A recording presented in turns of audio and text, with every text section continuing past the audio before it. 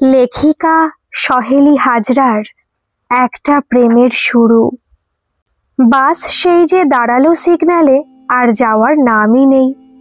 একে দেরি হয়ে যাচ্ছে, তার মধ্যেই অসহ্য ভ্যাপসা গরম। বিরক্ত হয়ে জানালা দিয়ে বাইরের দিকে তাকালো সৌজিতা। সেখানে কত ব্যস্ত লোকের ভিড়। ফুটপাতের পাশে কয়েকটা বাচ্চা ছেলে খেলা করছে, আর তাদের মা চিৎকার করে বারবার ডাকছে। এক মনে ওদেরকে দেখছিল সৌজিতা। হঠাৎই কি মনে হতে মাথাটা একটু ঝুঁকিয়ে আরো সামনের দিকে তাকালো সে। আর তখনই অস্বস্তির সাথে লক্ষ্য করলো যে একটা ছেলে রাস্তায় দাঁড়িয়ে এক দৃষ্টে কৌতূহলী হয়ে চেয়ে আছে তার দিকে। কি আশ্চর্য, ছেলেটা এমন ভাবে দেখছে যেন সে সৌজিতার কতদিনের পরিচিত একজন। কিন্তু তা তো নয়। এই ছেলেটাকে চেনা তো দূর, এর আগে কখনো চোখে দেখেছে বলে তো মনে হয় না সৌজিতার। কে জানে, কত রকম তো আজে বাজে ছেলে আছে চারিদিকে, তাদেরই কেউ হবে। নিজের মনে কথাগুলো বলে কানে হেডফোনটা লাগিয়ে নিল সৌজিতা, আর জানালার বাইরে তাকালো না সে। অদ্ভুত সব কাণ্ড হয় বটে মাঝে মাঝে। যাকে এত বিরক্তির মাঝেও ভালো ব্যাপার হলো বাস চলতে শুরু করেছে এতক্ষণ পর, এবং জানালা দিয়ে বেশ এক ঝলক ঠান্ডা হাওয়া আসছে মাঝে মাঝে। বোধহয় বৃষ্টি হচ্ছে অন্য কোথাও। এই এত দেরি করলি কেন রে? কখন থেকে ওয়েট করছি আমরা। সৌজিতার দিকে তাকিয়ে চিৎকার করে ওঠে কাকিমা বীণা দেবী। তিনি আবার কোনো কথা আস্তে বলতে পারেন না। এমন জোরে বলবেন সব কথা যে আশেপাশের লোক ঘুরে ঘুরে তাকায়। একবার তো পুজোর সময় কেনাকাটা করতে গিয়ে আরেক কাণ্ড করে বসেছিলেন। সৌজিতার কাকা অর্থাৎ ওনার স্বামীর থেকে নিজের মানিব্যাগটা এত জোরে চিৎকার করে চেয়েছিলেন যে আশেপাশের মানুষজন ভদ্রলোকে পকেটমার ভেবেই ধরতে গিয়েছিল। আজও তার অন্যথা হলো না। তাই কথা ঘোরাবার জন্য তাড়াতাড়ি করে সৌজিতা বলে উঠল, আরে কাকিমা, রাস্তায় জ্যাম ছিল, চলো, এমন কিছু দেরি হয়নি এখনো। এই কথায় শান্ত হলেন বীণা দেবী। আসলে তার ছেলে কৌশিকের বিয়ে কয়েক সপ্তাহ পর। হবু বৌমার সাজ কাপড় কেনার জন্যই আজ এখানে আসা। চার যা মিলে এসেছেন কেনাকাটা করতে। চার যা হলেন বড় যা বীণা দেবী নিজে, সৌজিতার মা সর্বাণী দেবী, আর মেজো যা নিচু, আর ছোট যা মঞ্জরি। সৌজিতা বাদে তাদের বাড়িতে আর কারো মেয়ে নেই, তাই ভাইজি সবাই খুব আদরেই আগলে রাখে। কেনাকাটা তারা নিজেরাই সব করে নিতে পারতেন, কিন্তু আধুনিক মেয়েদের পছন্দ অপছন্দ আবার কেমন হবে সে ব্যাপারে সৌজিতাকেও ডেকে নিয়েছেন। দাদা বিয়ে নিয়ে সৌজিতার নিজের উৎসাহ কিছু কম নেই। কথা বলতে বলতে মহানন্দে ওরা সবাই দোকানের ভেতরে ঢুকে গেল। ঘণ্টাখানেক পরে সব কেনাকাটা করে সৌজিতারা বাড়ি ফেরার তোড়জোড় করতে লাগলো। জিনিসপত্র অনেক হয়ে গেছে, বাসের বদলে ট্যাক্সি ধরতে হবে বোধহয়। সেখানে আবার 4 জনের বেশি হবেও না। তাই মা কাকিমাদের ট্যাক্সিতে তুলে দিয়ে বাসের জন্য অপেক্ষা করতে লাগলো সৌজিতা। আর ঠিক তখনই সেই ছেলেটার সাথে আবার চোখাচোখি হলো তার। এতক্ষণে ছেলেটাকে ভালোভাবে লক্ষ্য করলো সৌজিতা। গায়ে একটা কালচে নীল রঙের পাঞ্জাবি, হাতে দুটো কনুই অবধি গোছানো, লম্বা দোহারা চেহারা, মাথার চুলগুলো খানিকটা এলোমেলো, আর সব থেকে সুন্দর হলো চোখ দুটো। বেশ একটা শান্ত ভাব রয়েছে সেখানে। কিন্তু এখন এসব ভাবলে হবে না। ছেলেটা চাইছেটা কি? এখানে যে আছে সেটাই বা জানলো কি করে? অদ্ভুত ব্যাপার তো। ফলো করছে নাকি? বদমাস কেউ নয় তো? বদমাস হলেও এখানে লোকজনে ভর্তি, কোনো সুবিধা করতে পারবে না। সাহস করে এগিয়ে গেল সৌজিতা। সরাসরি ছেলেটার চোখে চোখ রেখে উঁচু গলায় বলল, এই শুনুন, আপনি কে বলুন তো? বাসে তখন দেখলাম, আবার এখানেও এসেছেন, কি ব্যাপার? ফলো করছেন আমাকে? মতলবটা কি? কি আশ্চর্য! ছেলেটা এতেও বিন্দু মাত্র বিচলিত হলো না। কেবল একটু মুচকি হেসে আস্তে আস্তে বলল, নমস্কার, আমি দীপায়ন। আমাকে দেখে তুমি যতটা না অবাক হচ্ছ, তার থেকেও বেশি অবাক হচ্ছি আমি নিজে। আসলে ব্যাপারটা... দাঁড়ান দাঁড়ান, 1 মিনিট। আমি আপনাকে আপনি আপনি করছি, আর আপনি তখন থেকে আমাকে তুমি বলে যাচ্ছেন। না মানে, একে তো অন্যায় করছেন, তার উপর বড় বড় কথাও বলবেন। ও সরি, আমি ভাবলাম তুমি আমার থেকে বয়সে ছোট হবে, তাই সরি। আমি তোমাকে ফলো করছি ঠিকই, কিন্তু কোনো খারাপ উদ্দেশ্য আমার নেই। আমার কথাটা ভালোভাবে শুনলে তুমি সেটা বুঝতে পারবে। ও তাই বুঝি? তা শুনি কি কথা? দীপায়ন মাথাটা চুলকে একটু ভাবলো কিছুক্ষণ, তারপর একটা বোকা হাসি হেসে বলে উঠল, আমি একজন আর্টিস্ট, ছবি আঁকাআঁকি করি, শখের ফটোগ্রাফিও করি। অনেক মডেলই আছে, তারা সিটিং দেয়, আমি পোর্ট্রেট এঁকে দিই। বাট আশ্চর্যের বিষয় হলো আমি নিজে সেটা এঁকেছি। মানে আমার ছবি? আপনাকে তো এর আগে আমি কখনো দেখিনি। তাহলে হ্যাঁ, সেটাই তো আশ্চর্যের। সেই জন্যই তো বাসে তোমাকে দেখে অবাক হয়ে গিয়েছিলাম আর এতটা ছুটে এসেছি। আমার কথা কি তোমার বিশ্বাস হচ্ছে না? সৌজিতা কোনো কথাই বলতে পারছে না, হাঁ করে তাকিয়ে রয়েছে দীপায়নের দিকে। মাথা খারাপ নাকি এর? কি জানি বাবা, কোন পাগলের খপ্পরে পড়েছে আজ। দীপায়ন আবার হেসে বলল, আমার কথা বিশ্বাস হচ্ছে না তো? জানতাম হবে না, কিন্তু আমি সত্যিই বলছি। আগের সপ্তাহে সন্ধেবেলা বসেছিলাম, তখন চোখ বন্ধ করতে একটা অবয়ব চোখের সামনে এলো, কিছুতেই যাচ্ছিল না। যতবার চোখ বুঝি ততবার ভেসে ওঠে। কিছু না ভেবে তাড়াতাড়ি করে রং তুলি হাতে নিলাম, আঁকতে শুরু করলাম। সব শেষে যে মুখটা ক্যানভাসে ভেসে উঠল সেটা হুবহু তোমার মতো। আমার মতো? কিন্তু তা কি করে হয়? এটা কি সম্ভব? আপনি মিথ্যে বলছেন তাই না? না, আমি মিথ্যে বলছি না। বিশ্বাস না হলে তুমি এখনই আমার স্টুডিওতে যেতে পারো, গেলেই প্রমাণ হয়ে যাবে। আমি তাও বিশ্বাস করতে পারছি না আপনার কথা। এটা বাস্তব রূপকথার যুগ নয়। বানানো গল্প অন্য কোথাও গিয়ে শোনাবেন কেমন? আমি তো প্রমাণ দিতে চাইছি। তুমি অযথা সন্দেহ করছো। আমার সাথে এই মুহূর্তে স্টুডিওতে গেলেই বুঝতে পারবে সত্যি না মিথ্যে বলছি। বেশ, চলুন, আমি দেখব। গিয়ে যদি দেখি মিথ্যা বলছেন তাহলে খুব খারাপ হবে, এটা বলে রাখলাম। দীপায়নের সাথে কিছুক্ষণ হাঁটার পর সৌজিতার মনে হলো সে খুব বড় বোকামি করে ফেলেছে। জেদের বসে একজন অচেনা মানুষের পিছু পিছু এতটা রাস্তা আসা মোটেই উচিত হয়নি। আশেপাশে তাকিয়ে দেখা গেল ভিড় আস্তে আস্তে পাতলা হয়ে আসছে। জায়গাটা যেন অস্বাভাবিক রকমের শান্ত। কলকাতার মেয়ে হয়েও রাস্তাঘাট তেমন চেনে না সৌজিতা। গরমের দুপুরের শেষে বিকেল নেমে আসবে কিছু পরেই। আকাশে কালো মেঘও জমেছে খানিকটা। এইবার সৌজিতা বেশ ভয় পেয়ে গেল। ছোটবেলা থেকে তার এই বাজে স্বভাব, সেটা হলো প্রচন্ড রকমের কৌতূহল। সবকিছুতেই অবাক হয়ে যায় সে। সামান্য শীতকালে পাতা ঝরাই হোক বা শাড়ি বেঁধে পিঁপড়ে যাওয়াই হোক, সবেতেই বিস্ময়। এবারেও তাই হয়েছে। এই ছেলেটির অদ্ভুত কথা শুনে এতই অবাক হয়ে গেছে সে যে আসার আগে দুবার ভাবেনি। কিন্তু আর ফেরার উপায় নেই, অনেকটা এগিয়ে চলে এসেছে তারা। এই সব কথা যে কেউ শুনলেই তাকে পাগল আর স্মার্ট ভাববে।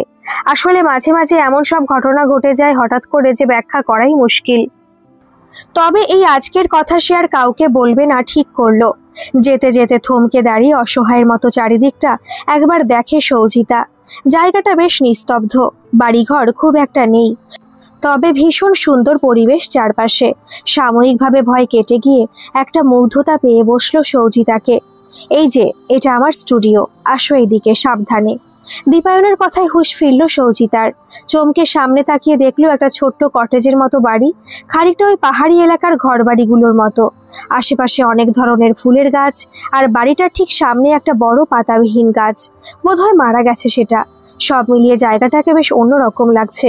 মন্ত্রমুগ্ধের মতো স্টুডিওর ভেতরে পা রাখলো সৌজিতা। এখন আর ছেলেটাকে ততটা খারাপ লাগছে না। সত্যি বলতে ছেলেটাকে প্রথম থেকে খুব একটা খারাপ লাগেনি তার। এলোমেলো চুল আর বড় বড় সুন্দর চোখ দুটো দেখলে একভাবে যেন তাকিয়ে থাকতে মন চায়। ধুর, এসব কি ভাবছে সে? মাথাটা বোধহয় পুরোপুরি খারাপ হয়ে গেছে। অন্যদিকে মন সরিয়ে রাখার জন্য স্টুডিওর দেওয়ালে আঁকা ছবিগুলোর উপর চোখ রাখলো সৌজিতা। ভীষণ সুন্দর হাতের কাজ তো। কিন্তু দীপায়ন গেল কোথায়? ভাবতে ভাবতে সে দেখলো হাতে দুটো কাপ নিয়ে এদিকেই আসছে। স্টুডিওর ভেতরটা খুব ছিমছাম, সুন্দর করে গোছানো। দীপায়ন সৌজিতার সামনে টেবিলে কফির কাপ দুটো নামিয়ে বলল, কফি খেয়ে নাও, তারপর না হয় ছবিটা দেখাবো। দীপায়ন দেখলো সৌজিতা মাথা নিচু করে সামান্য যেন ইতস্তত করছে, বোধহয় ভয় পাচ্ছে। না, আর একটু সহজ হওয়া দরকার। মুখের সামনে আসা চুলগুলো সরিয়ে মুচকি হেসে সে বলে উঠল, ভয় পাচ্ছ সৌজিতা? আমি নিজেও ভাবিনি তুমি আমার এক কথা এখানে চলে আসবে। এতটা বিশ্বাস করা কিন্তু ঠিক না। যাই হোক, কফিটা খেতে পারো, কিছু মেশানো নেই। আমার নাম জানলেন কি করে? এটাও কি আপনার মনে চলে এলো হঠাৎ করে? আর কফি আমি খাবো না, ছবিটা দেখান, তারপর আমি চলে যাব, ব্যাস। বাইরের দিকে মুখ ঘুরিয়ে ঠান্ডা গলায় কথাগুলো বলল সৌজিতা। জায়গাটা সুন্দর থেকে ক্রমশ যেন অসহ্যকর লাগছে। বারবার সামনে সে থাকা ছেলেটার দিকে তাকাতে ইচ্ছে করছে, কিন্তু সেটা কোনোভাবেই করা যাবে না। একদিনের পরিচিত একজনকে এতটা গুরুত্ব দেওয়ার কোনো মানে হয় না। দীপায়ন তবু কফিটা এগিয়ে দিয়ে বলল, তোমার ব্যাগের একটা চাবি রিংয়ে সৌজিতা নামটা লেখা আছে, তাই অনুমান করলাম এটা ভীষণই সোজা। বাট এই প্রথমবার তুমি এখানে এলে, কিছু না খেলে খুব খারাপ দেখায়।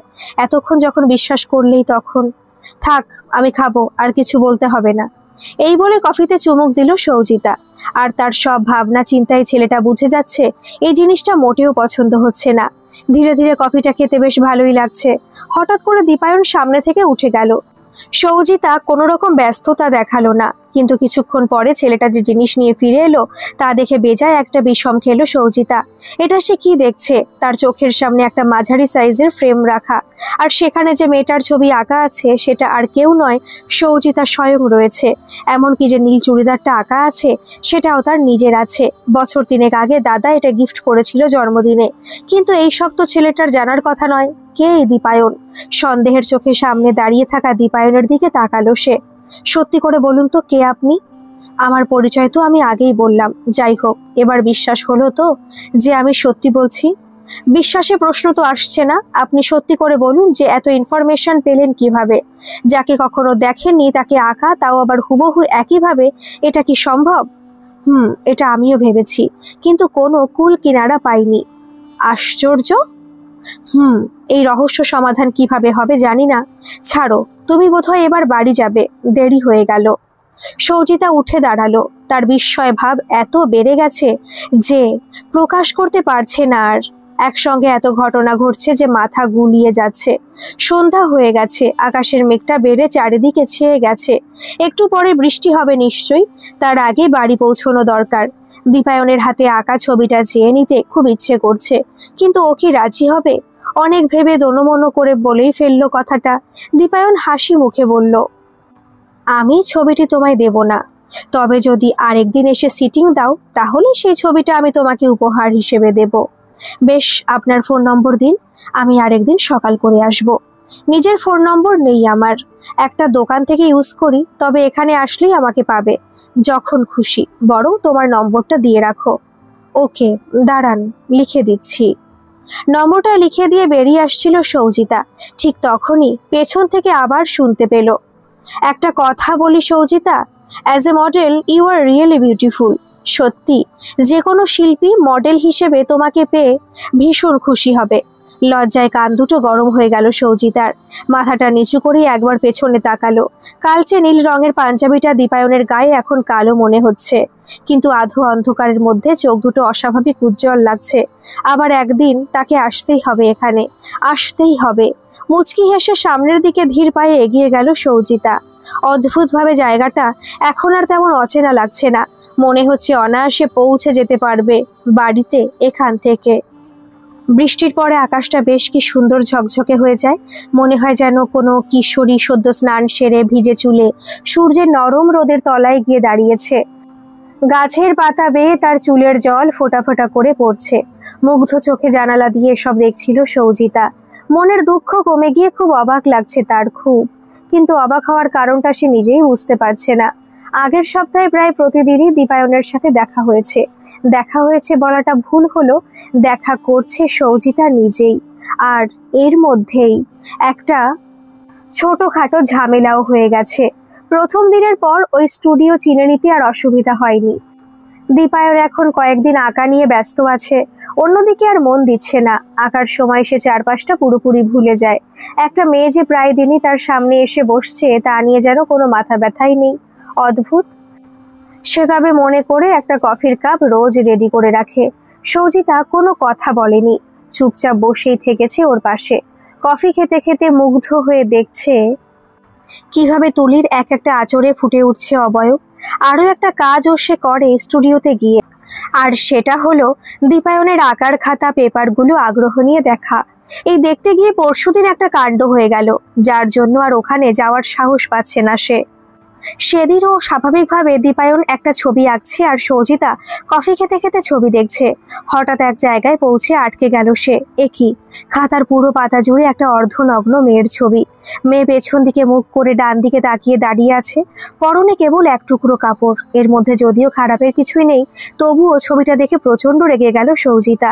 ছুটে গিয়ে দীপায়নের কাঁধে একটা ঝাঁকুনি দিয়ে বলে উঠল, এসব কি আঁকা রয়েছে খাতায়? তুমি কি এটাও মডেল দেখে এঁকেছো? সেই দিনই প্রথম আপনি থেকে সরাসরি তুমিতে চলে গিয়েছিল সৌজিতা, কিন্তু তার উত্তরে দীপায়ন কোনো কথা বলল না। ছবি আঁকা থামিয়ে স্থির হয়ে সৌজিতার দিকে তাকিয়ে রইল। তারপর খানিকক্ষণ পরে ওর হাত থেকে খাতাটা কেড়ে নিয়ে পাশে রেখে দিল। আঁকতে থাকা ছবির কাগজটাও হঠাৎ দুমড়ে মুচড়ে ছিঁড়ে বিনে ফেলে দিল। এসব দেখে প্রথমে সৌজিতা একটু ভয় পেয়ে যায়, কিন্তু তাও ধীর গলায় বলে, তুমি কি রাগ করলে দীপায়ন? আমি এতটা রাগ করার মতো কিছু করলাম কি? ডিস্টার্ব করার জন্য সরি, বাট একটা প্রশ্নই তো করেছি জাস্ট, তাই না? আঁকার মাঝখানে কথা বলা আমি পছন্দ করি না। তুমি এখন বরং বাড়ি যাও এই কয়েকদিন, আর এসো না এখানে। ব্যাস, এটুকুই আমার দোষ? এর জন্য এত বড় শাস্তি? আমি কোনো উত্তরই আর দেব না। এই বলে দীপায়ন ওঠার উপক্রম করতে লাগলো। এক মুহূর্তে সৌজিতার চোখ দুটো জলে টলমল হয়ে গেল। কান্না লুকানোর জন্য মাথাটা নিচু করে নিল সে। না, একটুও কাঁদবে না সে, একটুও না। কেন কাঁদবে? মাত্র এক সপ্তাহের পরিচয়ের একটা ছেলে, তার জন্য সৌজিতা কেন চোখের জল ফেলবে? আর কখনো সে আসবে না এখানে, কখনো না। সত্যি তো, কেনই বা সে আসে এখানে রোজ? দীপায়ন তো তাকে নেমন্তন্ন করে ডাকে না। সে প্রথম দিনই ছবির ব্যাপারে কৌতূহল দেখিয়ে ডেকে এনেছিল, তারপর থেকে আর কখনো ডাকেনি। প্রত্যেক দিন বিকেল হলে কি এক আকর্ষণে ছুটে গেছে ওই স্টুডিওটায় সৌজিতা। প্রচন্ড অহংকারী এই ছেলে, প্রচন্ড। মরে গেলেও জীবনে ওই জায়গাটার মুখোমুখি যাবে না সে। বিছানায় শুয়ে শুয়ে নিজের কাছে নিজে প্রতিজ্ঞাবদ্ধ হলো সৌজিতা। গত দুদিন তো যায়ওনি, তবু কই খোঁজ নিল দীপায়ন? নেয়নি, আর নেবেও না। অভিমানে ঠোঁট দুটো কাঁপতে লাগলো সৌজিতার। বৃষ্টি নামলো বলে। ঠিক এমনই সময় মিষ্টি পিয়ানোর সুরের ফোনের রিংটোনটা বেজে উঠলো। এখন আবার কে ফোন করলো? নিশ্চয়ই রিনি। এই মেয়েটা পাগল পুরো। ক্লাস 12-এ পড়ে, সৌজিতার থেকে প্রায় বছর 6-এর ছোট।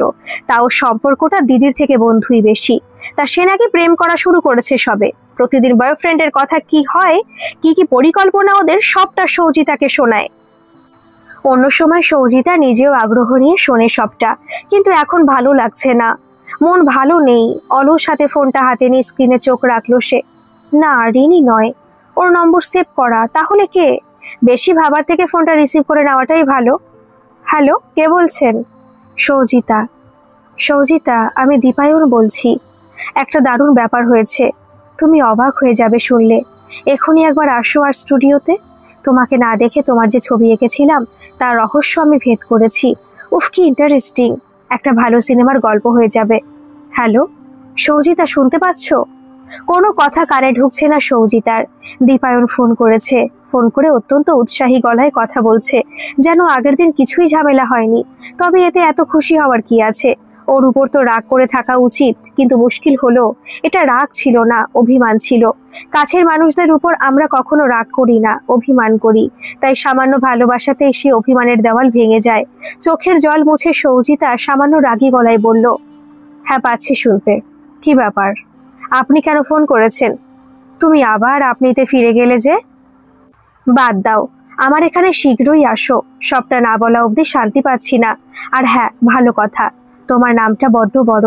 আমি সংক্ষেপে এবার থেকে তোমাকে সিজু বলে ডাকবো, কেমন? এই নামটাই কেবল আমি ডাকবো, ভালো না? রাগ করো না, তাড়াতাড়ি আসো। রাখলাম। অন্যের ফোন তো, বিল উঠছে বোধ হয়। খট করে আওয়াজ করে ফোন কেটে গেল। সাথে সাথে বিছানা থেকে নেমে আলমারি খুলে ফেললো সৌজিতা। আজ একটু সেজে যাবে সে, শাড়ি পরে যাবে। বরং আর ইচ্ছে করে রাগ দেখিয়ে কথা বলবে। দীপায়ন তাকে যখন জিজ্ঞেস করবে, কি হলো সিজু, কথা বলছো না কেন, তখন সে গম্ভীর মুখে বলবে, কিছু না। ব্যাপারটা ভেবে আনন্দে সৌজিতার মনটা ভরে গেল। সিজু নামটা খুব পছন্দ হয়েছে তার, খুব। কিন্তু সে ওর ডাকনাম দিল, তারও তো উচিত একটা ভালো ডাকনাম দেওয়া। তবে কি নাম দেওয়া যায় সেটাই মাথায় আসছে না। থাক, পরে এ নিয়ে ভাবা যাবে। দীপায়ন হা করে তাকিয়ে আছে সৌজিতার দিকে। কি সুন্দর লাগছে মেয়েটাকে, মনে হচ্ছে এখনই বসিয়ে সুন্দর একটা ছবি এঁকে ফেলে। ছবিটার থিমটা হবে এরকম, প্রচন্ড হাওয়া দিচ্ছে একটা বিস্তৃত বনভূমির ভেতরে, আশেপাশে ছোট বড় ঘাস থাকবে, সেগুলোর সাথে সিজুর শাড়ির আঁচলটা উড়ে যেতে চাইছে প্রবল ভাবে। আর সিজু সেটাকে আটকে রেখেছে প্রাণপণে। চুলগুলো এলোমেলো, কপালের ছোট কালো টিপ থাকবে অবিন্যস্ত। বাহ, দারুণ হবে। চোখ বন্ধ করে ভাবতে ভাবতে অন্য দেশে তলিয়ে গেল দীপায়ন। এ পর্যন্ত সৌজিতার 5টা ছবি এঁকেছে সে, যদিও সৌজিতা সেটা জানে না, জানার দরকারও নেই। আপনি কিছু বলবেন বলছিলেন, বলুন তাড়াতাড়ি। গলায় যথাসম্ভব রাগ এনে কথাগুলো বলল সৌজিতা। তার সত্যি রাগ হচ্ছে, তাকে ডেকে নিজে চেয়ারে বসে ঘুমোচ্ছে, এ আবার কেমন ভদ্রতা। দীপায়ন সাথে সাথে চোখ খুলে বলল, রেগে আছো সিজু? না, আমি আর কিছু জিজ্ঞাসা করব না, কারণ এখন তুমি রেগে আছো। মেয়েরা রেগে থাকাকালে কিছু জিজ্ঞেস করলে খালি উত্তর দেয় কিছু না, তাই আর কোনো প্রশ্ন নয়। আসল কথা বলি কেমন? আপনি মনে হচ্ছে অনেক মেয়ের সাথে মিশেছেন, মেয়েদের স্বভাব চরিত্র তো সব জানেন দেখছি। বা ভালো, খুব ভালো। সৌজিতার মাথা আরো গরম হয়ে গেছে। কিছু না কথাটা আর সে বলতে পারলো না। এই ছেলেটা সব জেনে গেছে, অথচ আসল কথাটাই বুঝতে পারছে না, বা হয়তো বুঝেও ইচ্ছে করে এমন করছে, কে জানে। দীপায়ন একটা সিগারেট হাতে নিয়ে অন্যমনস্ক ভাবে কিছু ভাবছে। সৌজিতা একভাবে ওর চোখের দিকে তাকালো। ছেলেটা সত্যি অদ্ভুত। এর উপরে একবার খুব রাগ করতে ইচ্ছে করে, আবারই একে খুব ভালোবাসতে ইচ্ছে করে, কিন্তু সেটাকে দীপায়ন কখনো বুঝবে বোধ হয় না। দীপায়ন, তুমি কিছু একটা বলবে বলছিলে, সেটা আবার বলে ফেলো। তোমার কি তাড়া আছে? জানি না, কি বলার আছে বলো। পকেট থেকে একটা ছবি বের করে টেবিলে রাখলো দীপায়ন। তারপর সৌজিতার দিকে তাকিয়ে বলল, এই মেয়েটার নাম অনামিকা, তুমি চেনো একে তাই না? এটাই হলো তোমার ছবি আঁকার রহস্যের সমাধান। ছবিটার দিকে বেশ কিছুক্ষণ একভাবে চেয়ে রইল সৌজিতা। অনেকদিন আগের তোলা একটা ছবি, কিন্তু এই ছবিটাতে তার নিজেরও তো ছবি ছিল, সেটা কোথায় গেল? এক নিমেষে সিনেমার মতো তার চোখের সামনে ভেসে উঠল পুরনো কয়েকটা স্মৃতির পাতা। অনামিকা ছিল তার ছোটবেলার সব থেকে ভালো বন্ধু। স্কুলে একসাথে যাওয়া থেকে সারাটা দিন ওর সাথেই কেটে যেত। ক্লাস 9 পর্যন্ত তাদের বন্ধুত্ব ছিল অটুট, কিন্তু তারপরেই ঘটল অঘটন। অনামিকার বাবা ছিলেন পুরো অন্যরকম, সবসময় স্ত্রী মেয়ের সাথে ঝামেলা করতেন, গালাগালি দিতেন, অশান্তি করতেন। তবু লোক লজ্জার ভয়ে মুখ বুজে থাকতো তারা। এসব কথা কখনো সৌজিতাকে বলতে চাইতো না অনামিকা, কিন্তু সৌজিতা সবটাই বুঝতে পারত। ধীরে ধীরে সেই অত্যাচার এর মাত্রা এত বেড়ে গেল যে অনামিকার বাবা টাকার জন্য একটা দুশ্চরিত্র ছেলের সাথে ওই বয়সে অনামিকার বিয়ে দেওয়ার তোড়জোড় করতে লাগলেন। আর সহ্য করা গেল না। অনামিকার কাকিমা ইউক্রেনে থাকতেন, তার কোনো সন্তান ছিল না। তিনি অনামিকাকে খুব ভালোবাসতেন, আর উপায় না দেখে সেখানেই মেয়েকে পাঠানোর ব্যবস্থা করলেন অনামিকার মা। কারণ মেয়েকে এখানে রাখলেই ওর বাবা খোঁজ পেয়ে এসে নানা অশান্তি করত। ব্যাস, সেই শেষবারের মতো দেখা হয়েছিল অনামিকার সাথে, আর কখনো হয়নি। ইউক্রেনের ঠিকানায় একবার চিঠি পাঠিয়েছিল সৌজিতা, তবে কোনো উত্তর আসেনি। অনামিকার মায়ের খোঁজও আর পাওয়া যায়নি। তারপর অনেক বছর কেটে গেছে। নানান পরিস্থিতি চাপে একসময় এই সব ভুলেই গিয়েছিল সৌজিতা, কিন্তু অনামিকার ছবি দীপায়নের কাছে কিভাবে এলো? কৌতূহলী হয়ে ধরা গলায় বলল সে, তুমি এই ছবি কিভাবে পেলে? সিজু, তুমি কাঁদছো? প্লিজ আগে আমার কথার উত্তর দাও। এই ছবিটা তুমি কোথায় পেলে? আর যতদূর মনে পড়ছে এখানে আমার আর অনামিকা দুজনের ছবি ছিল, আমারটা কোথায় গেল? প্রায় চিৎকার করে উঠল সৌজিতা। অধৈর্য হয়ে পড়ছে সে, আর এই রহস্য ভালো লাগছে না। দীপায়ন তবে উত্তেজিত না হয়ে ধীরে ধীরে বলল, বলছি সবটা। প্রায় 1 মাস আগের কথা। আমি স্টুডিওতে চুপ করে বসে আছি। এটা ছাড়া তো যাওয়ার সেরকম কোনো জায়গা নেই। বাইরে বেশ বৃষ্টিও পড়ছিল সেদিন। হঠাৎ সন্ধ্যের পর কাক ভেজা হয়ে একজন মধ্যবয়স্ক ভদ্রমহিলা আসলেন। আমি ব্যস্তভাবে ওনাকে ভেতরে আসতে বললাম। তোমার মতো ওনাকেও কফি দিলাম একটু। কফি খেয়ে ধাতস্থ হয়ে তিনি আমাকে এই ছবিটা ব্যাগ থেকে বের করে দিয়ে বললেন, আমার মেয়ের ছবি আছে এতে, এই বাদিকেরটা। শুনেছি তুমি খুব সুন্দর পোর্ট্রেট আঁকো। আমার মেয়ে বিদেশে থাকে, এই বছরের শেষে ফিরে আসবে। ওর জন্মদিনে আমি ওকে এটা উপহার দেব। তুমি পারবে তো বাবা? আমি এসবের তেমন কিছুই বুঝি না, তবু বলছি একটু করে দেবে? তোমার পারিশ্রমিক আমি নিশ্চয়ই দেব। আর ঠিক তখনই আমি ছবিতে তোমার মুখটা দেখলাম। চুড়িদার পরা সদ্য কিশোরী একটা মেয়ে। চুড়িদারটা অবশ্য নীল ছিল না, ওটা আমি নিজের কল্পনা থেকে এঁকেছিলাম। তা যাই হোক, ছবির ব্যাপারটা তুমি ঠিক বুঝবে কিনা জানি না। এক একটা মুখ আছে যেটা এই ছবির জন্য একদম আদর্শ হয়। সবার মধ্যে সেই ব্যাপারটা থাকে না। তোমার মুখটা দেখার পর কিছুতেই মাথা থেকে যাচ্ছিল না। এমনিতে আমি মডেল সামনে বসেই আঁকি, তবে ছবি দেখে আঁকারও অভ্যেস আছে। কিন্তু এই ছবিটা দেখে যতবারই আঁকতে যাচ্ছিলাম ততবারই তোমার মুখটা ফোকাসে আসছিল। বাধ্য হয়ে কেটে ফেলি ছবিটা। প্রথমে যত্ন করে রেখেছিলাম কাটা অংশটা, কিন্তু তাতেও আমার অসুবিধা হচ্ছিল। শেষে তোমার ছবির অংশটুকু আমি কুচি কুচি করে ছিঁড়ে ফেললাম। এবার একটু শান্তি লাগলো, অন্য কাজকর্মে মন দিলাম, আর তারপর আস্তে আস্তে ভুলে গেলাম এই ব্যাপারটা। ওই ভদ্রমহিলা এসে ছবি নিয়ে গেলেন আর তোমাদের ছবিটাও চাইলেন। আমি দিলাম না, বললাম হারিয়ে গেছে ছবিটা, কারণ ওই ছেঁড়া ছবি দিলে উনি অন্য কিছু ভাবতে পারতেন। এতগুলো বলে একটু দম নিল দীপায়ন। মুচকি হেসে দেখলো সৌজিতা বড় বড় চোখ করে তার দিকেই চেয়ে আছে। মনে হচ্ছে সে যেন কোনো রূপকথার গল্প শুনছে। দীপায়ন থামতেই ব্যস্ত হয়ে পড়ল সৌজিতা। আগ্রহী হয়ে বলল, থামলে কেন? তারপর কি হলো সেটা বলো। বলছি। তারপর কয়েকদিন নির্বিঘ্নে কাটলো, কিন্তু তোমার সাথে দেখা হওয়ার দিন তিনেক আগের থেকেই হঠাৎ সে হাসি হাসি মুখের সদ্য কিশোরীর ছবিটা চোখের সামনে ভেসে উঠল। এমনিতেই আমার স্মৃতিশক্তি খুব ভালো, কিন্তু তার সত্ত্বেও মনে করতে পারলাম না পুরো ঘটনাটা। রাত জেগে এঁকে ফেললাম তোমার ছবিটা, আর তার কয়েকদিন পরই তোমাকে দেখলাম। কি কাকতালীয় ব্যাপার, তাই না? এই হলো তোমার রহস্যের ব্যাখ্যা। সে প্রথম দিনেই আমার অবচেতন মনে কোথাও না কোথাও তোমাকে আঁকার সুপ্ত ইচ্ছে লুকিয়েছিল, সেটাই প্রকাশ পেয়েছে মাত্র। গতকালই অর্ধেক ছবিটা খুঁজে পেলাম, আর সব ব্যাপারটা পরিষ্কার মনে পড়লো, বুঝলে? শুনতে সহজ মনে হলেও সৌজিতার এখনো সবটা বিশ্বাস হচ্ছে না। এও সম্ভব? একসাথে এত কিছু পাওয়া কি উচিত? তার ইচ্ছে করছে আনন্দে দীপায়নকে জড়িয়ে ধরতে, কিন্তু সেটা বাড়াবাড়ি হয়ে যাবে। তাই নিজেকে সামলে নিল সে। যথাসম্ভব স্বাভাবিক হয়ে বলল, অনামিকা আমার খুব ভালো একজন বন্ধু, ওর সাথে আমি পুনরায় যোগাযোগ করতে চাই। তোমার কাছে ওর মায়ের কোনো নম্বর আছে? আশা করি আমাকে এ ব্যাপারে তুমি সাহায্য করবে। করব, কিন্তু এরকম করে কথা কেন বলছো জানতে পারি? এমনি। আমি জানি এমনি নয়। সেদিনের ঘটনা তুমি মন খারাপ করেছো, তাই না সিজু?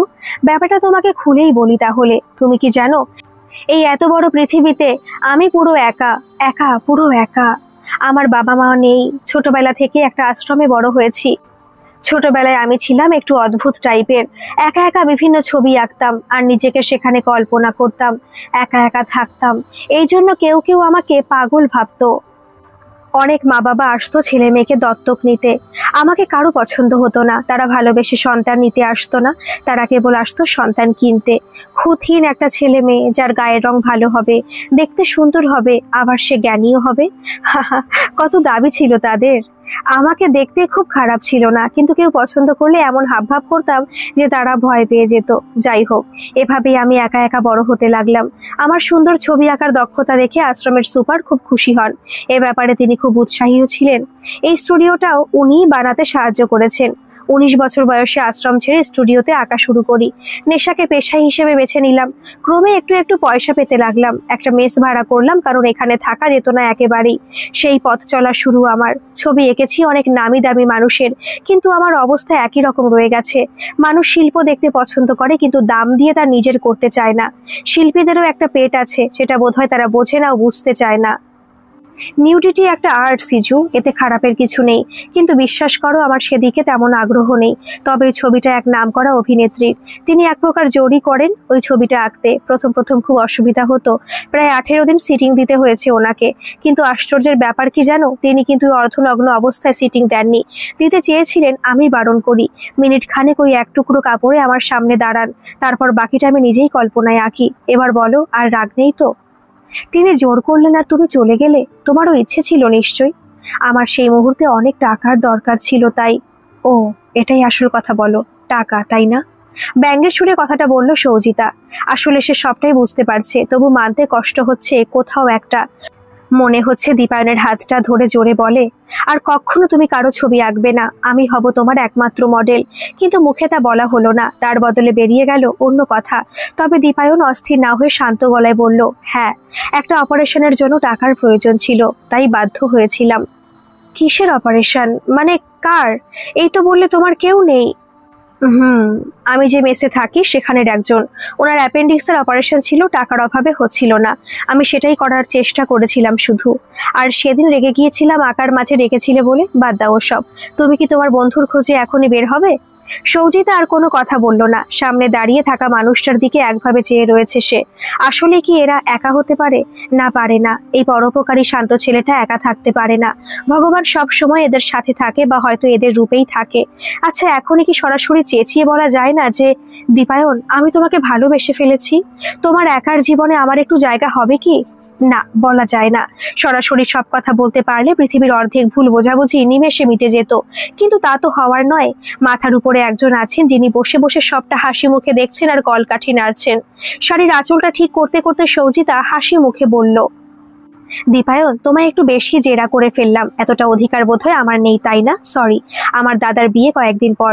আমি যদি তোমাকে নিমন্ত্রণ করি, তুমি কি আসবে? আমি তারপর অনামিকার খোঁজে বেরোবো। বেশ, আমি যাব। আর অধিকার কিছু ক্ষেত্রে বেশি না থাকাই ভালো।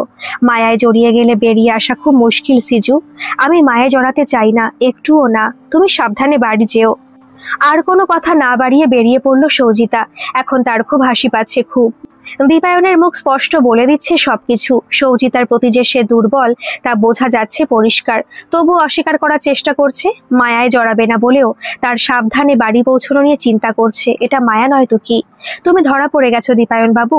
আরো কিভাবে তোমাকে জড়িয়ে ফেলা যায় সেটা সৌজিতা খুব ভালো করে জানে। মনে মনে বিড়বিড় করে কথাগুলো বলে আকাশের দিকে তাকালো সৌজিতা। মেঘ করে এসেছে, বৃষ্টি হবে আবার। কিন্তু কালো মেঘের মাঝেও ভালোবাসার গোলাপি আভা কিন্তু বেশ দেখতে পাচ্ছে সে। সাদা বকগুলো উড়ছে এলোমেলো ভাবে। আকাশে ভয়ঙ্কর ভাব থাকলেও এখন নিশ্চিতভাবে বলা যায় এটা ভয়ের না, ভালোবাসার লক্ষণ। বিয়ে বাড়ির আলোর আনন্দে চারিদিক মুখরিত হয়ে আছে, কিন্তু সৌজিতার মনটা ভালো নেই। এতবার বলার পরও দীপায়ন এলো না। নিজেই সৌজিতার মনে ভালো লাগার বীজ পুঁতে এখন পালিয়ে পালিয়ে বেড়াচ্ছে। আজ দীপায়নের আসার উপলক্ষে কত সাজলো সে, অথচ যার জন্য এত কিছু সেই আসলো না।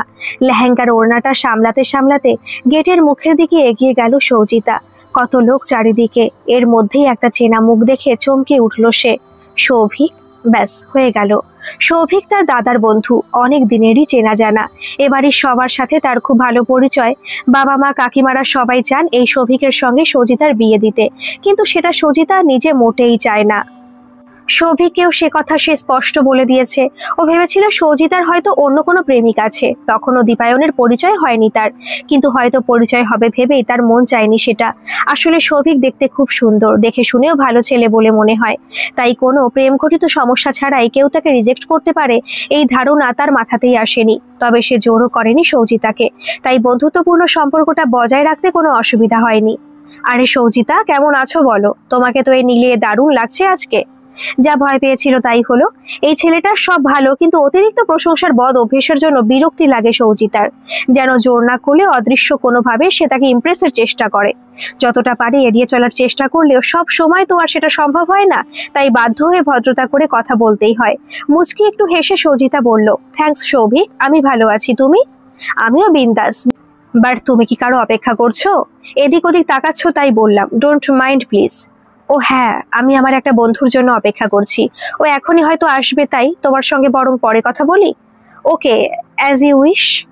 কথাটা শেষ করেই চলে যাচ্ছিল সৌভিক, কিন্তু তার আগেই দেখলো হলুদ পাঞ্জাবি পরা একটা ছেলের দিকে আগ্রহ নিয়ে এগিয়ে যাচ্ছে সৌজিতা। এই তাহলে ওর বন্ধু? শুধু বন্ধু নাকি বিশেষ বন্ধু?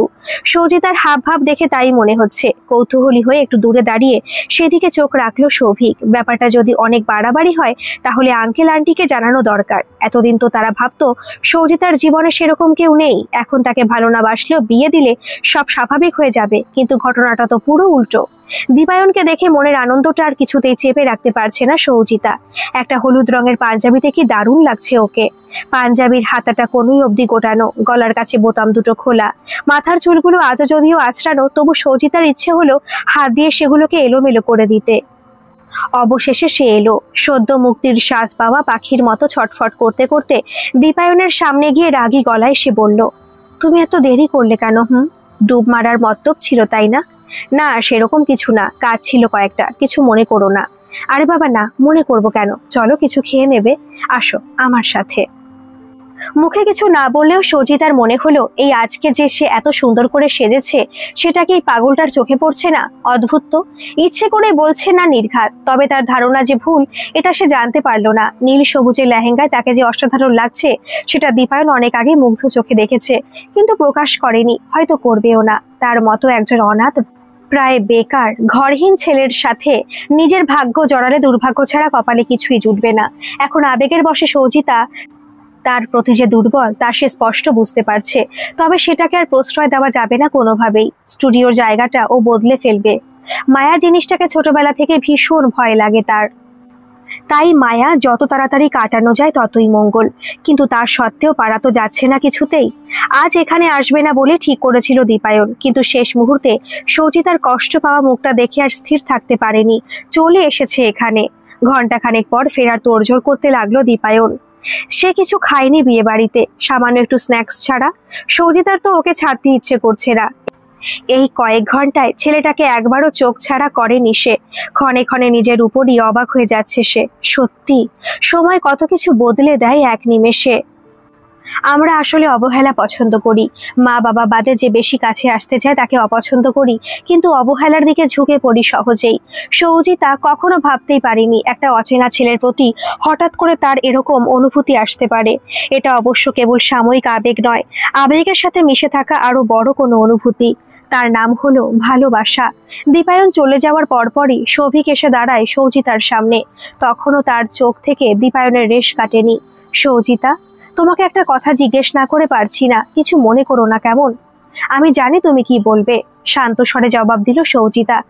সৌভিকের মুখ দেখেই বোঝা যাচ্ছে সে এখন দীপায়নের ব্যাপারে জিজ্ঞাসাবাদ করবে। তুমি জানো? বেশ, তাহলে তুমি নিজেই বলো, ওই ছেলেটা কে সেটাই জানতে চাও তো? কিছু মনে করো না। না, মনে করার কি আছে, ওর নাম দীপায়ন। প্রথমে তোমাকে বলেছিলাম বন্ধু, কিন্তু না, এখন আসল ব্যাপারটা বলছি। ওকে আমি ভালোবাসি, আর খুব তাড়াতাড়ি হয়তো আমি বিয়ে করব, বুঝেছো? আর কিছু জানবে? সৌভিক হতভম্ব হয়ে তাকিয়ে আছে সৌজিতার দিকে। এত সহজে কথাগুলো সে বলছে যে অবিশ্বাসের কোনো প্রশ্নই নেই। কিন্তু এত বড় ঘটনা আর কেউ জানে না? আশ্চর্য। নিচু গলায় সে আস্তে আস্তে বলল, বিয়ে অবধি ভেবে ফেলেছো? বাহ, কতদিনের রিলেশন তোমাদের? আর তুমি ওকে ভালোবাসো এভাবে? ও কি তোমাকে এমনই ভালোবাসে? আসলে দেখে সারাক্ষণ এত গম্ভীর লাগছিল, তাই বললাম আর কি। আমরা দুজন দুজনকেই ভালোবাসি, আমাদের 1 মাসের রিলেশন। আর তুমি বোধহয় আমাদের দিকে নজরদারি করতে গিয়ে বিয়ে বাড়িটাই এনজয় করতে পারোনি, তাই না? So sad. সৌজিতার কথার খোঁচায় আমল দিল না সৌভিক। গটগট করে বাড়ির ভেতরের দিকে চলে গেল সে।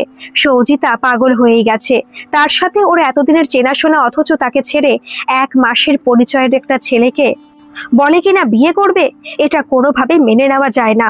এতদিন সৌজিতার অবহেলাগুলোকে মুখ বুজে সহ্য করেছে সে। কোনো প্রতিশ্রুতি না থাকলেও আশায় থেকেছে প্রতিদিন। আর এখন এটা কি হলো? অদ্ভুত।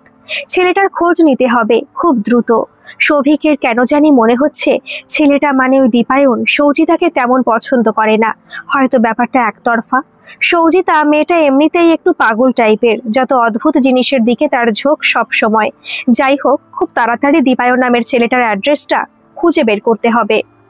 অনেক ভেবে ফোনটা করেই ফেললো সৌজিতা। সে জানে এটা দীপায়নের নিজের নম্বর নয়, কোনো একটা দোকানের না মেসের নম্বর, কিন্তু ফোন করাটাও ভীষণ জরুরি। সেই যে বিয়ে বাড়ি হয়ে গেল, তারপর আর কোনো পাত্তাই নেই তার। স্টুডিও খোলে না, আর সেরকম কি হয়েছে বোঝাও যাচ্ছে না। এই ছেলেটাও না ভারী অদ্ভুত। এখনকার দিনে একটা ফোন কেনা এমন কিছু ব্যাপার নয়, তবু কেন যে কেনে না ভগবানই জানে। 3 বারের চেষ্টার পর ফোনটা লাগলো, রিং হচ্ছে, ওইদিকে কেউ ধরছে না। অনেকক্ষণ রিং হওয়ার পর রিসিভ হলো। একটা গম্ভীর গলার কেউ ধরেছে ফোনটা। হ্যালো, কে বলছেন? হ্যাঁ হ্যালো, আমি সৌজিতা। আপনি আমাকে চিনবেন না, দীপায়নকে চেনেন তো? আমি ওর পরিচিত। ও আচ্ছা আচ্ছা, দীপুদাকে চাইছেন তো? ডেকে দিচ্ছি, দাঁড়ান, একটু ধরুন। বলো সৌজিতা। বেশ কয়েক মিনিট পর ফোনে দীপায়ন কথা বলল, কিন্তু তার বলা প্রথম কথাটা শুনে মন খারাপ হয়ে গেল সৌজিতার। দীপায়ন তো তার একটা নাম দিয়েছিল, সেই নাম না বলে এইটা কেন বলছে? পাশে লোক আছে বলে হবে হয়তো। মনে মনে নিজেকে গুছিয়ে সৌজিতা কথা শুরু করলো। হ্যাঁ দীপায়ন, তোমার সাথে একটু কথা ছিল। ওই যে আমার বন্ধু অনামিকাকে খুঁজে বের করার ব্যাপারে তুমি তো বলেছিলে সাহায্য করবে। আমি আজ থেকে কাজটা শুরু করতে চাই। ও ভালো তো, আমার স্টুডিওতে আসো। ওই ভদ্রমহিলা মানে তোমার বন্ধুর মায়ের ঠিকানাটা খুঁজে রাখবো, নিয়ে যেও। নিয়ে যাব মানে? তুমি আমার সাথে যাবে না? আর স্টুডিও তো তুমি খোলোই না এখন। আমি আশেপাশের দোকানগুলোতে জিজ্ঞেস করলাম, ওরাও বলতে পারলো না। কি হয়েছে দীপায়ন? কিছুই না, কয়েকদিন একটা পার্টি পেয়েছিলাম, ওই বাড়ি গিয়ে আঁকতে হতো, তাই আর কি। আবার ওই মডেল পোর্ট্রেট? থাকতে না পেরে বলেই ফেললো সৌজিতা। আর বলেই ভাবলো যে আবার না রাগ করে বসে ছেলেটা। সেদিন যা রাগ দেখিয়েছিল, আসলে বিয়ে বাড়ির পর থেকেই সৌজিতার মনে হয়েছে দীপায়ন তাকে ইগনোর করছে। কারণটাও অজানা। এর মধ্যে আবার সৌভিক ওর আর দীপায়নের ব্যাপারটা মাকে বলে দিয়েছে। তাতে অবশ্য ভয় পাওয়ার কিছু নেই। বাবা প্রথমে রাজি না থাকলেও পরে রাজি হবেই, কিন্তু সমস্যা অন্য জায়গায়। সে তো সৌভিককে বলেছে যে ওরা পরস্পরকে ভালোবাসে, আর এটা তো মিথ্যে কথা। পুরোপুরি মিথ্যে হয়তো নয়, তবু দীপায়নের তরফ থেকে এই সম্পর্ক কতটা এগিয়েছে সেটা না জানা অবধি তো বাড়িতে কিছুই বলা যাবে না। তাই মনে মনে অস্থির হয়ে পড়ছে সৌজিতা। অনামিকাকে খুঁজে বের করাটা দরকারি হলেও তা এই মুহূর্তে একটা অজুহাত মাত্র। আসলে সে চাইছে একটু দীপায়নের কাছাকাছি থাকতে, আর সেটা কিছুতেই সম্ভব হচ্ছে না। ফোনের ওপারে অনেকক্ষণ চুপ থাকায় দীপায়ন সৌচিতার কথার উত্তরে বলল, না সেরকম কিছু না, আজ থেকে স্টুডিও খুলবো, এসে নিয়ে যেও, আমি তো এখন ব্যস্ত, যেতে পারবো না তোমার সাথে। এরকম ভাবে কথা কেন বলছো জানতে পারি? আমি কি কোনো অন্যায় করে ফেলেছি? জানি না কি করেছি, তাও যদি কিছু করে থাকি ক্ষমা করে দিও কেমন?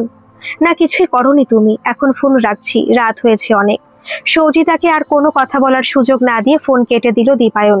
চোখটা অসম্ভব জ্বালা জ্বালা করছে, আর বোধহয় জলটাকে আটকে রাখা সম্ভব নয়। কিন্তু এই নিচের তলায় অনেক লোকজন আছে। তাড়াতাড়ি করে বড় বড় পা ফেলে নিজের ঘরে চলে এলো সে। বড্ড ফাঁকা ফাঁকা লাগছে বুকটা।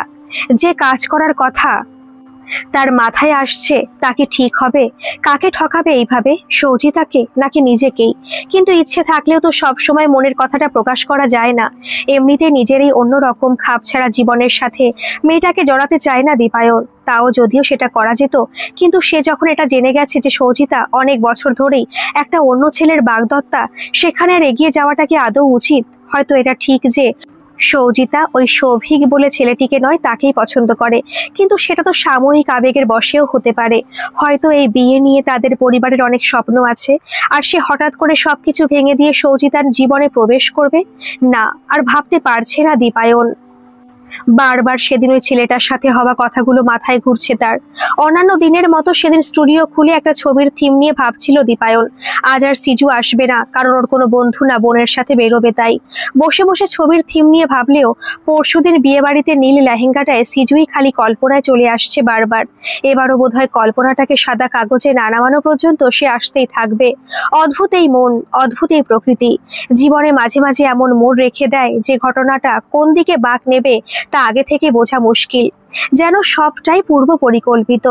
অনামিকার মায়ের এখানে আসা, সৌচিতার ছবি প্রথম দেখা, ওর ছবিটা আঁকা, আর তারপর আশ্চর্যজনকভাবে ওর সাথেই বাস্তবে দেখা হওয়া, সবটাই কেউ যেন ঠিক করে রেখেছিল। সে শুধু অপেক্ষা করছিল সঠিক সময়ের।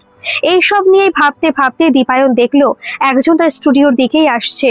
সেটা দেখে তাড়াতাড়ি করে অগোছালো টেবিলটা গোছাতে শুরু করলো সে। তবে ছেলেটা সেসবের দিকে খেয়াল না করে স্টুডিওতে ঢুকে হাসি মুখে বলল, আরে দীপায়ন বাবু, এত ব্যস্ত হবেন না, আমি কাজের জন্য আসিনি, নিতান্তই কিছু ব্যক্তিগত কথা বলতে এসেছি এখানে। যদি ফাঁকা থাকেন তো কথা বলতে পারি। দীপায়ন ভ্রু কুঁচকে ছেলেটির দিকে তাকালো। তার থেকে বয়সে ছোটই হবে, মাঝারি উচ্চতা, একটু রোগা, লম্বাটে মুখে হালকা দাড়ি, চেনা চেনা লাগছে কেন কে জানে। আর মুখ দেখে মনে হচ্ছে যেন সবেতে সন্দেহ করা এর স্বভাব। যাই হোক, সবাইকে যদি প্রথম মুখ দর্শনে বোঝা যেত তাহলে পুরো পৃথিবীটাই অন্যরকম হয়ে যেত। জবাবে সেও হালকা হেসে বলল, বেশ তো বলুন, আমি ফাঁকাই আছি। একটু কফি খাবেন? না, সেসব অন্য দিন হবে, আজ বেশি সময় নয়। আচ্ছা ভালো কথা, আজকে সৌজিতা এদিকে আসবে না তো? আপনি সৌজিতার পরিচিত? ও আচ্ছা, না আজকেও আসবে না, কোন এক বন্ধুর সাথে বেরোবে বলল তাই। আর বাহ, অনেক কিছু জানেন দেখছি, গুড, ভেরি গুড। আমি অবশ্য সৌজিতার ব্যাপারে কথা বলতে এসেছি। দীপায়নকে মাঝপথে থামিয়ে বলে উঠল সৌভিক। তার কথার খোঁচাটা অবশ্য বুঝতে পেরেছে দীপায়ন, কিন্তু আসল উদ্দেশ্যটা বুঝতে পারছে না, তাই চুপ করে রইল। যা বলার এই বলুক। একটু থেমে সৌভিক আবার বলল, ভালোই তো আঁকেন, এই আঁকা দেখে মেয়েদের ইমপ্রেসড হয়ে যাওয়াটা স্বাভাবিক। মেয়েদের এই একটা অদ্ভুত স্বভাব, তারা বেশিরভাগ ক্ষেত্রেই ছেলেদের রূপ দেখে না। হয় এরকম ছবি আঁকা, গান, গল্প, কবিতা লেখা, বিশেষ করে গলার আওয়াজ, এসব দেখে শুনে প্রেমে পড়ে, তাই না? আপনি কি বলতে চাইছেন একটু সঠিকভাবে বলুন, আমার বুঝতে সমস্যা হচ্ছে। বলছি, আমার নাম সৌভিক। আপনি আমাকে আগে না দেখে থাকলেও আমি দেখেছি। কয়েকদিন আগের বিয়ে বাড়িতে সৌজিতা ছিল ওখানে, মনে পড়ছে? তা যাই হোক, আপনাকে আর সৌজিতাকে দেখে বুঝেছি যে কিছু একটা ব্যাপার রয়েছে আপনাদের মধ্যে। সেটা কি সত্যি? আমি সেটাই জানতে চাইছি আপনার কাছে। ইচ্ছে করে সৌজিতার বলা কথাগুলো বলল না সৌভিক। দীপায়ন এবার বুঝতে পারলো কেন একে চেনা চেনা লাগছিল, কিন্তু সৌজিতার সাথে সম্পর্কের সমীকরণটা ঠিক বোঝা যাচ্ছে না। তবে কথা শুনে খানিকটা আন্দাজ করা যাচ্ছে। কিন্তু সৌজিতা আর তার ব্যাপারে কি বলবে সে? নিজেই তো জানে না এই ব্যাপারে। তাই চোখটা মেঝের দিকে রেখে সে আস্তে আস্তে বলল, দেখুন সৌভিক, সৌজিতা আমার বন্ধু, ও আসে এখানে, ছবি পছন্দ করে, তাই হয়তো। আমি কাউকে ইমপ্রেস করার চেষ্টা করি না। এবার কেউ নিজে থেকে হলে আমার তো সেখানে কিছু করার নেই, তাই না? আমি সব বলবো আপনাকে, কিন্তু তার আগে যদি আপনি নিজের পরিচয়টা দিতেন ভালো হতো। বলছি, সৌজিতা আমার বাগদত্তা, অনেক বছর ধরেই ওর সাথে আমার বিয়ের কথা ঠিক হয়ে আছে পরিবারের তরফ থেকে। সত্যি কথা বলতে গেলে সৌজিতা আর আমার মধ্যে আপাতত কোনো প্রেম নেই, আমি চাইলেও চাইনি। এতদিন জানতাম ও প্রেম ব্যাপারটায় জড়াতে চায় না, তাই আমাকে এড়িয়ে যায়। কিন্তু এখন বুঝছি যে কারণটা হয়তো আপনি। তাই জানতে এলাম আপনি এ সম্পর্কে কতটা এগিয়েছেন। এই কথাগুলো আমি সৌজিতাকে জিজ্ঞেস করতে পারতাম, তবে তাতে ওর আমার সম্পর্কে খারাপ ধারণা হতে পারে, তাই আপনার কাছে জানতে এলাম। আজকের পর্ব এই পর্যন্তই থাক।